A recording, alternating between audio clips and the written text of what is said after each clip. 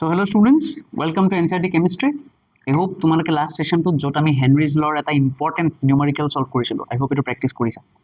আৰু please remember this স্কুলত হেনৰিজ লটো ইমান ডিটেইলত পঢ়োৱা নাযায় ৰাইট আৰু এজ আ ৰিজাল্ট কি হয় পৰীক্ষাত যেতিয়া কোৱেশ্চন আহি যায় ষ্টুডেন্টবোৰ ফসি যায় তো সেই কাৰণে এই সেশনবোৰত মোৰ মেইন প্ল্যানটো আমাৰ কি যে আমি NCERT খন তোমালোকৰ পৰা ক্লিয়াৰ কৰাই দিম তো তেতিয়া তোমাৰ মানে বস্তুটো কি হ'ব যিকোনো এক্সাম হওক যিকোনো কোৱেশ্চনে হওক তুমি এপ্ৰোচ কৰিবলৈ এটা কনফিডেন্স পাবা তো সেই কাৰণে মই কৈ আছো বাৰবাৰ যে এই সেশনটো চাওঁতে তোমালোকৰ লগত NCERT খন থাকাটো বহুত বেছি ইম্পৰ্টেন্ট হয় ঠিক আছে তেতিয়া আৰামছে নোট ডাউন কৰি থাকিব পাৰিবা তো as we are continuing with Henry's law আমাৰ থাৰ্ড পাৰ্টটো আহি গ'ল দ্য এপ্লিকেশন অফ হেনৰিজ ল ঠিক আছে তো হোৱাট আৰ দ্য এপ্লিকেশনছ অফ হেনৰিজ ল তো এইকেইটাত মাগলে তো ইয়াতে ফাৰ্স্ট এপ্লিকেশন হৈছে তোমালোকৰ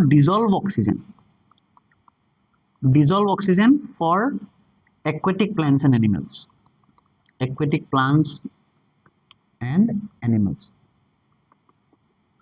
plants and animals ৰ কাৰণে আমাক dissolve oxygen লাগে অলৰাইট ঠিক আছে সেকেন্ড এপ্লিকেশনটো হৈ গ'ল এইটো তোমালোকে সবেই কোল্ড ড্ৰিংকস খোৱা হয় না সফট ড্ৰিংকস খোৱা তো কোল্ড ড্ৰিংকসত কি থাকে কোল্ড ড্ৰিংকসত কাৰ্বন ডাই অক্সাইড থাকে আৰু সেই কাৰণে কোল্ড ড্ৰিংকসৰ বটলবোৰ কি হয় ইট ইজ সিলড আন্ডাৰ হাই প্ৰেসাৰ বটলটো খোলাৰ লগে লগে পিছকে সাউন্ড এটা ওলাই নহয় তো সেইটো সেই কাৰণে ওলাইছে কাৰণ কাৰ্বন ডাই অক্সাইড গেছ থাকে নেক্সট থাৰ্ড পইণ্ট হৈছে এইটো স্কুবা ডাইভাৰ মানে কি যোনবোৰে ডিপ সি ডাইভিং কৰে তো ডিপ সিত গ'লে কি হয় যেতিয়া আন্ডাৰ ৱাটাৰ যাবা তেতিয়া হাই প্ৰেসাৰ থাকে ব্লাডে অক্সিজেন বেছিকে ল'ব যেতিয়া সাৰফেসত আহিবা তেতিয়া আকৌ লো প্ৰেসাৰ হ'ব ব্লাডে অক্সিজেন কমকে ল'ব আৰু এজ আ ৰিজাল্ট কি হৈ যায় বাবলস ক্ৰিয়েট হয় ওকে বাবলস ক্ৰিয়েট হোৱাৰ লগে লগে তোমাৰ ব্লাডৰ কি হয় ব্লাডৰ ক্যাপিলাৰিজবোৰ ব্লক হৈ যাব মানে ব্লাড ফ্লোটো আলটিমেটলি হেম্পাৰ হৈ যায় আৰু তেতিয়া ব্ৰিডিং প্ৰবলেমছ হয় আৰু জ্বৰ হ'ব পাৰে নজিয়া হ'ব পাৰে মাথা ঘূৰাব পাৰে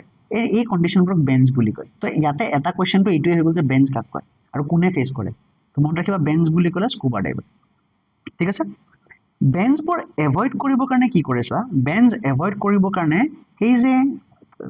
মুভিজবোৰত হওক বা তোমালোকে ইউটিউবত চাই ভিডিঅ'জবোৰ দেখা নহয় এই যে সাগৰে ভিতৰে যে মাছ চাছ যে চাই ফুৰে যে তেওঁলোকে পিঠিত কি কৰে পিঠিত টেংক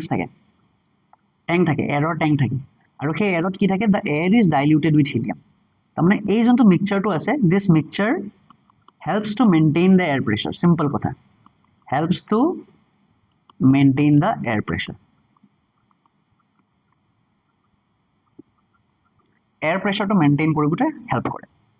সিম্পল কথা হৈছে এইটো তোমাক ডাইৰেক্টলি সুধে যে বেঞ্চ এভয়েড কৰিবলৈ কি ইউজ কৰে তো তেতিয়া কি ক'ব লাগিব যে air tanks are mixed with helium বা air is diluted with helium okay and it helps to maintain the air pressure so this is another question and your fourth point is what high altitudes পাহাৰৰ ওপৰত যেতিয়া যাবা তেতিয়া কি হৈ যায় তেতিয়া প্ৰেছাৰটো লো হয় মন ৰাখিবা ঠিক আছে the pressure is less হোৱাৰ লগে লগে কি হ'ব প্ৰেছাৰ লেস হ'লে সলিবিলিটি কমি যাব তো অক্সিজেন কনসেন্ট্ৰেশনটো কমি যায় ওকে তো ইয়াতে কি হয় ইয়াতে অক্সিজেন কনসেন্ট্ৰেশন কমি যায় ইয়াতে কমাৰ লগে লগে ব্ৰিডিং ইস্যুস হয় আৰু সেই প্ৰবলেমটো হৈ গ'ল এনক্সিয়া তো ইয়াতে এটা কোৱেশ্চন উঠে এনক্সিয়া কাক কয় পাহাৰৰ ওপৰত এনক্সিয়া তো ষ্টুডেন্টছৰ এটা কনফিউজন হয় হয়নে যে বেঞ্জৰ জায়গাত এনক্সিয়া লিখে আৰু এনক্সিয়াৰ জায়গাত বেঞ্জ লিখে তো সদায় মন ৰাখিবা যে যদি ডিপ সি বুলি কয় তেনে হলে বেঞ্জ হ'ব সি বুলি ক'লে এটো বেঞ্জ হ'ব আৰু হিলস বুলি ক'লে মাউন্টেইনস হাই অল্টিটিউড বুলি যদি কয় তেনে হলে হেতু এনক্সিয়া হ'ব ওকে তো অল্টিটিউড এনক্সিয়া এ এনেকে মন ৰাখিবা অল্টিটিউড এনক্সিয়া এ আৰু বাকি এইফালে Benz okay so these are the applications of your Henry's law ঠিক আছে তো application based এটা question কৰি দিও আৰু তো look at this question table shows the kh values for some gases at 293 Kelvin at the same pressure kh values দিয়া আছে কৰিব কি দিছে which of the following আচ্ছা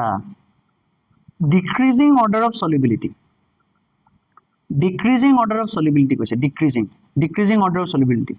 তাৰ মানে তুমি সিম্পলি ক'বলৈ কি more soluble to less soluble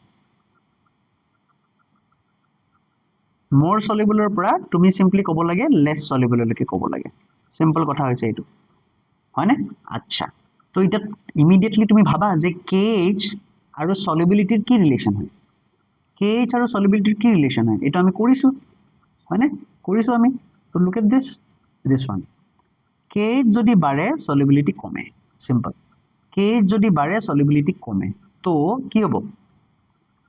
what is the relation is simple KH যদি বাড়ে তেনেহলে তোমাৰ সলিবিলিটিটো কমিব সলিবিলিটি কমিব লাগিব তো যাৰ হাই KH তাৰ লেস সলিবিলিটি তো যোনটো মোৰ সলিবল হ'ব তাৰ কি হ'ব তাৰ KH টো কম হ'ব যোনটো লেস সলিবল হ'ব তাৰ KH টো বেছি হ'ব তো বিচাৰা কোনটোৰ KH সবতছে কম হয় ইয়াতে অক্সিজেনৰ KH সবতছে কম হয় তো ফাৰ্ষ্টতে আহিব অক্সিজেন ওকে অক্সিজেনৰ পিছত আহিছে চোৱা এইটো হাইড্ৰোজেন তো হাইড্ৰোজেন আহিলে তাৰ পিছত আহিব নাইট্ৰোজেন তো নাইট্ৰোজেন আহিলে আৰু তাৰ পিছত আহিব সবতছে হিলিয়াম আহি গ'ল হিলিয়ামৰ KH টো হাইয়েষ্ট হয় this is the highest KH highest তো হাইয়েষ্ট KH গতিকে ইয়াৰ সলিবিলিটিটো কি হ'ব ইয়াৰ লোৱেষ্ট সলিবিলিটি হ'ব ইয়াৰ সলিবিলিটি সবতছে কম হ'ব তো লাষ্টত হিলিয়াম তো কোনটো অপশনত লাষ্টত হিলিয়াম আছে এইটোতো আছে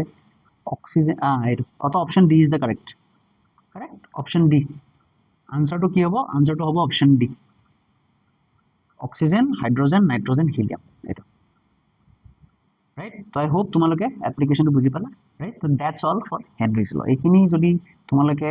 গোটেই I think 4টা ভিডিও হ'ল তো 4টা ভিডিও যদি ভালকে সলভ কৰিব পাৰিছা কোৱেশ্চন কেটা যদি বুজি পাইছা then give me a thumbs up right hit a like button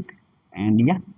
share it with your friends and let me know if you have any doubts আৰু বুজি পাইছা যদিও give me a thank you or বুজি পাইছো বুলি কবা তেতিয়া মোৰ at least the encouragement আহে ঠিক আছে চলো bye bye